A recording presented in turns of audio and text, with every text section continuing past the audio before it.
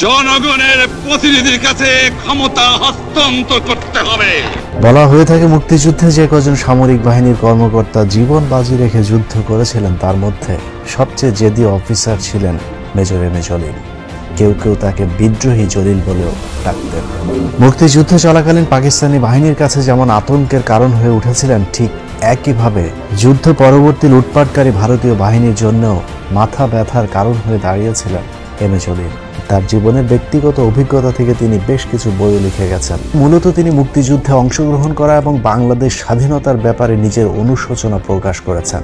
বইয়ের মূল আলোচনার বিষয় হলো, যারা পাকিস্তান আলাদা হোক এটা চায়নি তারাই আসলে সঠিক ছিল। কথিত মুক্তিযুদ্ধ, গণহত্যা, ধর্ষণ যুদ্ধে অংশগ্রহণ না করেও আওয়ামী লীগের ক্ষমতায় বসা মেজর জলিলের মন্তব্য অনুযায়ী এই সবই ছিল ভারতের কারসাজি।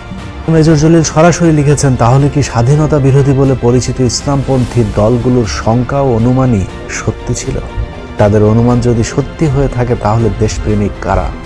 আমরা মুক্তিযোদ্ধারা নাকি রাজাকার আলবদর হিসেবে পরিচিত তারা? মেজর জলিলই প্রথম বুঝতে পেরেছিলেন আওয়ামী লীগের মাধ্যমে ভারত এদেশে ইসলামকে ধ্বংস করতে উঠে পড়ে লেগেছে।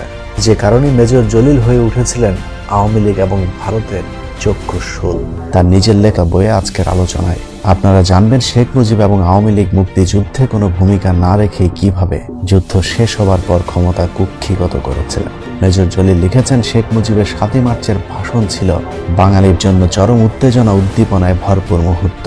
মেজর জলিলের মতে এটা আসলে শেখ মুজিবের চালাকি ছিল।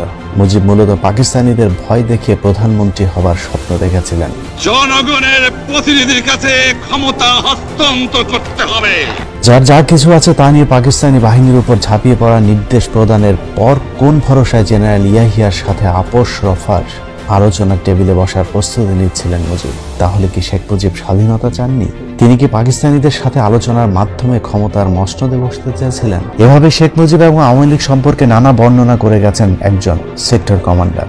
এবার বিশ্বাস করা না করা একান্তই যার যার ব্যক্তিগত ব্যাপার। তবে আমি ব্যক্তিগতভাবে পাকিস্তানে বসে ডক্টর কামালের শ্বশুর বাড়িতে হানিমুন করা শেখ মুজিব আর নিয়মিত ভারতের বিভিন্ন নিষিদ্ধ পল্লীতে যাওয়া আওয়ামী লীগ নেতাদের বিদেশে বসে মুক্তিযুদ্ধ করার চেয়ে রণাঙ্গনে যুদ্ধ করা মেজর জলিলের কথার প্রতি বেশি আস্থা রাখছি। আল্লাহ হাফেজ।